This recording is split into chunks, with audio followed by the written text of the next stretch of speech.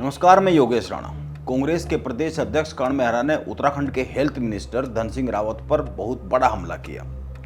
कर्ण मेहरा और उनके साथ मौजूद रहे गणेश गोदियाल ने स्वास्थ्य विभाग में गंभीर भ्रष्टाचार के आरोप लगा दिए। कर्ण मेहरा कागजों का एक बहुत बड़ा पुलिंदा लेकर मीडिया के सामने आए और आरोप यह लगाया, जो सामान 50,000 रुपये तक मिल रहा है ऑनलाइन, उसको 5.5 लाख से अधिक रुपए में खरीद लिया गया। उन्होंने वैसे तो कई सारे मामले उठाए, कई सारे गंभीर आरोप लगाए, लेकिन 2 मामलों पर चर्चा बहुत ही जरूरी हो जाती है। यह जो कर्ण मेहरा और गणेश गोदियाल ने प्रेस कॉन्फ्रेंस की, इन 2 मामलों पर चर्चा इसलिए अधिक जरूरी हो जाती है क्योंकि इनमें से एक मामला तो, एक विषय तो बीजेपी के नैनीताल से सांसद अजय भट्ट ने भी उठाया है।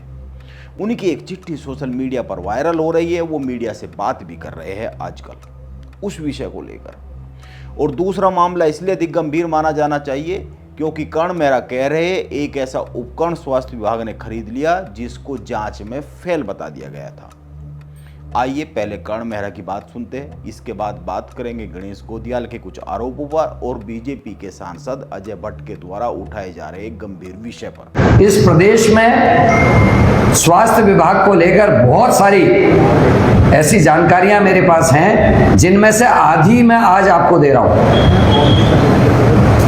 और आधी मैं कुछ समय बाद फिर आपसे मुखातिब होऊंगा, क्योंकि हम कुछ इन्वेस्टिगेशन में लगे हुए हैं, कुछ कागजातों की बिना बात करना ठीक नहीं होता। आप जानते होंगे कि जब राज्य में जब से बीजेपी की सरकार आई है, बाहर के ठेकेदारों की बाढ़ आ गई है हर विभाग में। बिट हो रही है, पता चला दिल्ली की कोई पार्टी है, इलाहाबाद के कोई बड़े पत्रकार हैं जो कुछ अपने यहाँ के साथियों के साथ मिलकर सचिव से बातचीत कर रहे हैं। और आपको मैं बताऊं, बिट की जो प्रक्रिया है उसमें होता है डॉक्यूमेंट्स। सबसे पहले बिट कर्ता के डॉक्यूमेंट्स चेक किए जाते हैं, उसके बाद डेमो मशीन किया जाता है। कोई भी मशीन की अगर खरीदारी होती है स्वास्थ्य विभाग में तो उसका डेमो किया जाता है और उस डेमो के बाद अगर वो पास हो जाती है तब फिर जो स्टेक लगी है, मतलब जो फाइनेंस का मामला है कि कितने में वो देने वाला है उस मशीन को, इसको जांचने के बाद वो टेंडर उसको अलॉट किया जाता है। हमारे प्रदेश में एक वहाँ वेन फाइंडर, जो आप लोगों ने देखा होगा, आजकल खून निकालने जाते हैं, देखो मशीन से हाथ पे लगाते हैं, नीली और लाइन लाइन दिखती है, उसको पता होता है किससे खून निकालना है जांच के लिए। वेन फाइंडर अगर आप अपने मोबाइल में चेक करेंगे तो 5,000 से शुरू है, 10,000, 12,000, 15,000। जो हाईएस्ट वेन फाइंडर है इस समय महंगा, वो 50,000 का है। और जो हमारी सरकार ने खरीदा है स्वास्थ्य विभाग ने, जब डॉक्यूमेंट चेक हो गए उसके बाद जब मशीन को जांचने की प्रक्रिया शुरू हुई, और ये आप जानते हैं देहरादून में कोऑर्डिनेशन में ये किया जाता है, ये वाइन फेंडर फेल हो गया। सचिव ने इसे स्पेशली अपनी चिट्ठी से आदेश किए कि इस वेन फाइंडर की जो मशीन फेल कर दी कोऑर्डिनेशन ने, इसको एम्स ऋषिकेश भेजा जाए दोबारा से जांच के लिए। एम्स ऋषिकेश की हालत ये है कि सीबीआई जांच से खुद ग्रसित है। राजस्थान के अनेकों लोगों की नौकरियां अचानक लग गई। दवाई खरीद से लेकर जो आप जो टेस्ट कराते हैं उसकी जो सीडी मिलती है, उससे लेकर कई अन्य मामले इस समय एम्स के चल रहे हैं। उस एम्स में इस मशीन को पास किया जाता है, और एम्स में कैसे पास किया जाता है मुझे इसमें कहने की जरूरत नहीं है। और आप जानकर आश्चर्य करेंगे, 50,000 जिसकी सबसे ज्यादा कीमत होनी चाहिए, उसमें एक स्टैंड लगा दिया गया, जैसे आपके मोबाइल के स्टैंड है, और उसकी कीमत अचानक 5.5 लाख के आसपास हो जाती है। तो कुल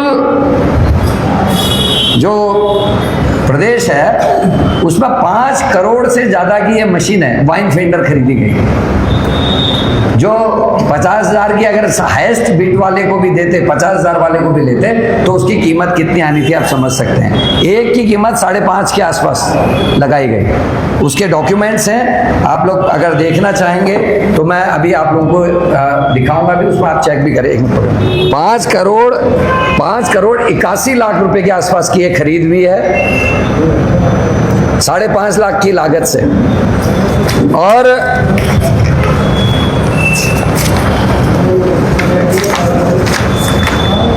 ये वेन जो डिटेक्टर है आपका वेन फाइंडर, उसमें एक ये स्टैंड लगा दिया गया है खाली।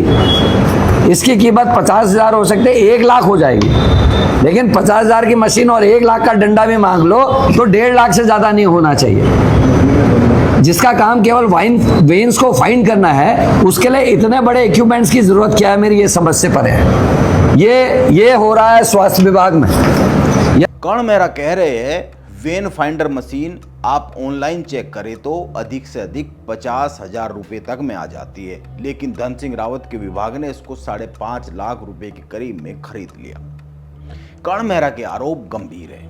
वो और भी कई सारे आरोप लगा रहे हैं उत्तराखंड के स्वास्थ्य विभाग या फिर हेल्थ मिनिस्टर पर सीधे सीधे, और इन दोनों को ही, या तो धन सिंह रावत को या उसके विभागों को, इनका जवाब देना चाहिए। ऐसी उम्मीद उत्तराखंड की जनता भी कर रही है और इस तरह की उम्मीद कांग्रेस के इन लीडर्स ने भी की है।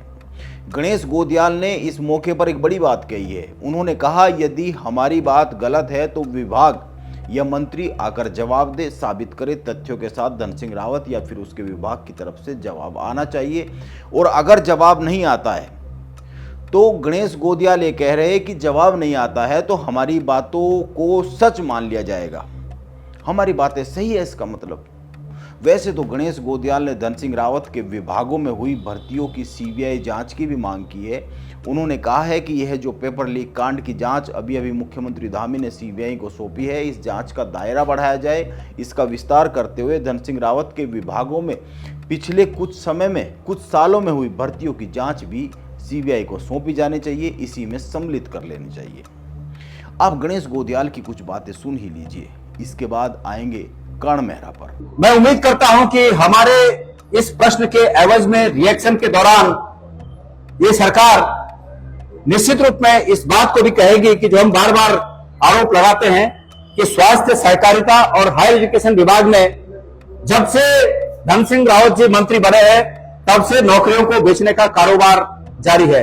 और माननीय मुख्यमंत्री जी, आपके अगर उत्तराखंड के नागरिकों के प्रति बिल्कुल बाल बराबर भी अगर जवाबदेही है और आपने अगर उत्तराखंड बची है तो मैं आपको चुनौती देता हूं कि आप ये जो सीबीआई जांच अभी इस प्रकरण में जो पेपर लीक प्रकरण में सीबीआई जांच हुई है, उस सीबीआई जांच के प्रकरण का दायरा बढ़ाते हुए उसमें सहकारिता में जो कोविड के दौरान भर्तियां की गई और जो आरोप बीजेपी के विधायकों ने लिखित रूप में धन सिंह रावत जी पर लगाए कि उन्होंने 20-20 लाख में नौकरियां बेची सहकारिता में, इनके विभाग पर जो आरोप लगाए उसकी जांच, ओपन विश्वविद्यालय में जो 50-60 ऊंचे पदों पर भर्तियां की गई उसकी जांच, और इस समय जो प्रधानाचार्य के पदों पर एक विशेष मैकेनिज्म तैयार करने के बाद जो हो रहा है भर्ती, इसकी जांच आप सीबीआई को सौंपेंगे। मैं आपसे प्रार्थना करता हूं, उम्मीद करता हूं। गणेश गोदियाल ये जो बातें उठा रहे हैं, ये बातें पहले भी उठाते रहे। सवाल ये है आखिर धन सिंह रावत या फिर उत्तराखंड की सरकार इन सब मामलों पर जवाब देकर जांच क्यों नहीं करा लेती है, और अगर जांच की आवश्यकता नहीं है तो तथ्यों के साथ, फैक्ट्स के साथ, दस्तावेज के साथ बात क्यों नहीं रख दी जाती है, ताकि गणेश गोदियाल बार बार इन विषय को उठाए ही ना। गणेश गोदियाल को एक समुचित जवाब मिलना चाहिए धन सिंह रावत की तरफ से। अब वो कब मिलेगा इस पर तो कहा नहीं जा सकता, लेकिन हम आइए वापस कर्ण मेहरा पर आते हैं। और कर्ण मेहरा ने बीजेपी के नैनीताल से सांसद अजय भट्ट की एक चिट्ठी का हवाला दिया। यह पत्र अजय भट्ट ने 1 अक्टूबर को मुख्यमंत्री पुष्कर सिंह धामी को लिखा। इसके बाद अजय भट्ट ने मीडिया से भी बात की इसी पत्र को लेकर।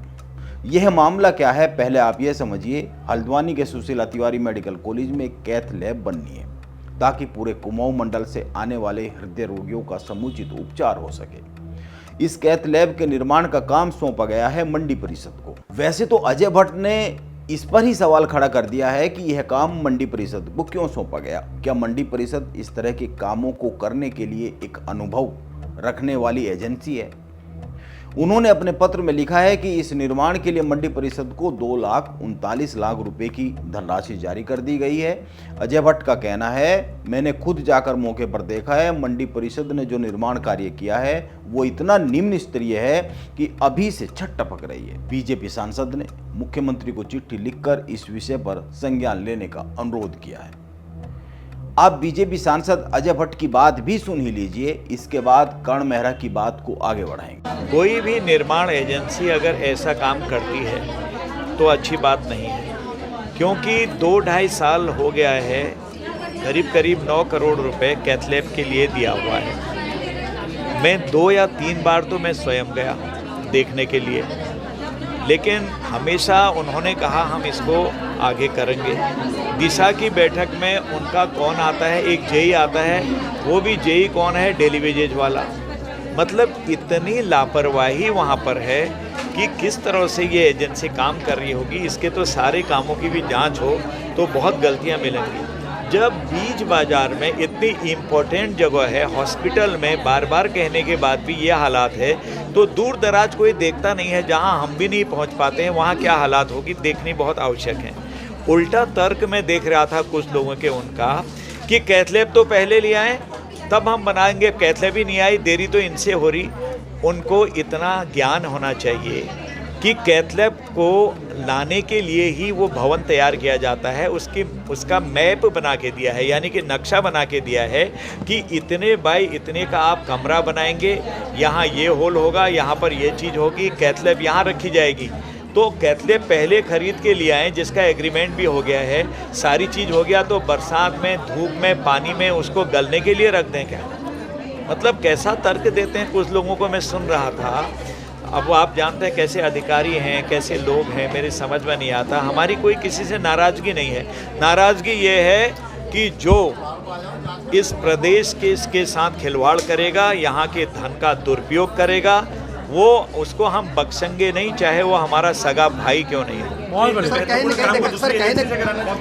नहीं, उसमें कई सवाल उठाए हैं लोगों ने, मेरी भी समझ में नहीं आया कि कैथलैब का काम कैसे गया इनको।